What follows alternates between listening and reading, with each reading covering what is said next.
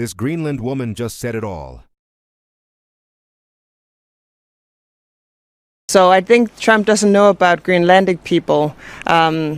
We don't really value cash and Kardashian lips and fake boobs and stuff like that very highly.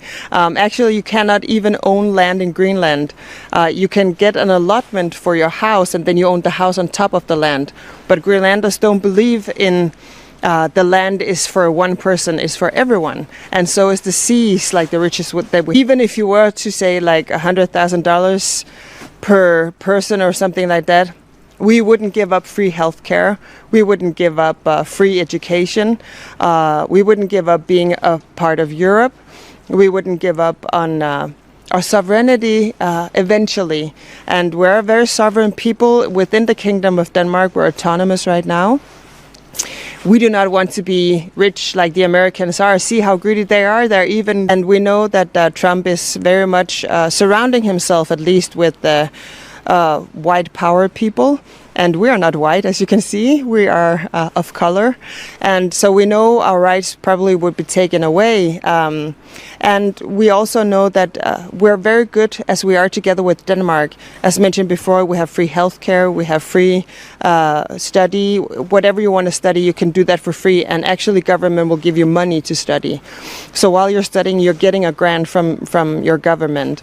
So all of that we wouldn't trade for, like the welfare state. We wouldn't trade for anything in America. But also, you have to remember, a lot of Greenlanders have family, like their mother or father or grandmother or grandfather who's Danish. We do have a 400 years history together or more in terms of being interconnected in that way. So, and we're also seeing a lot of protests in America right now that is unsettling with the ICE agents who are sort of going after a lot of people. And from here, it looks like maybe he's going a lot after brown people, and we are considered brown people, as you can see. So, yeah, we would rather stay with Denmark. Thank you. America has had up to 17 bases here, and they have closed them all down except for one, the Bidufik Space Base. And America could amp up the base presence, their military presence, and even their military capabilities here, all they wanted to. So that is not the argument. And of course, everyone in Greenland knows this. We may not be many, but we read, we're educated, and we know about the news of the world, right? Especially regarding our own country. So we know about the treaties that we have with America.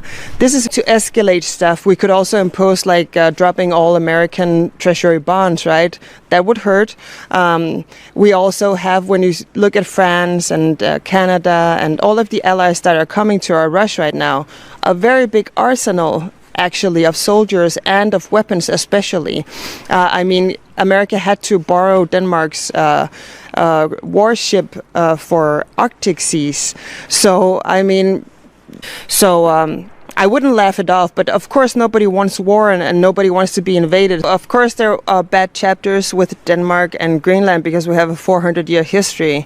But actually I also saw a YouTube video that kind of emerged recently that said American soldiers were very bad to some of our people here too in Arsuk, which is a small settlement in here.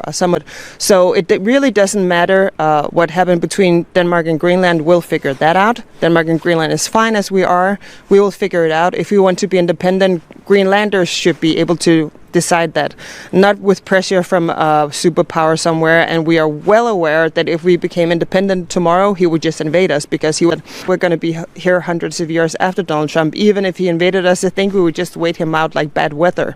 Everyone here knows that the weather decides. If we get a storm, we may have to hunker down for a day or two, and we will hunker down for a year or two, or even 10 years or 20 years, and then we'll go back to Denmark as soon as Trump and his likes were gone. Everyone wants a peaceful solution. Donald Trump is the only one who seems to want to fight, and I don't even think the American military would want to fight.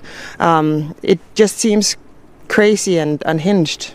It seems like he's going to pay off some of his wealthy donors so he can run for president a third time, to be honest. That's, nobody wants NATO to be pitted against each other. Nobody. I mean, nobody, except maybe Donald Trump, and nobody knows why.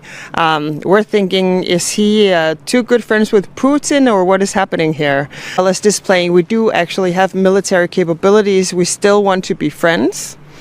But as you saw today, the Canadian Prime Minister, he went to China to try and make new relations. So if Donald Trump wants a new world order, okay, then that's what he's going to get. 74% of Americans, ordinary Americans, do not want to invade Greenland.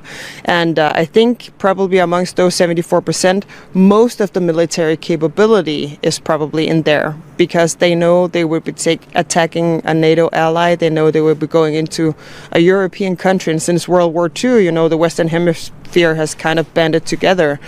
So it's very weird that he's trying to do that. Some Europeans are hoping that maybe he's just trying to get them to really amp up their military quick. I don't think so. I think he wants Greenland.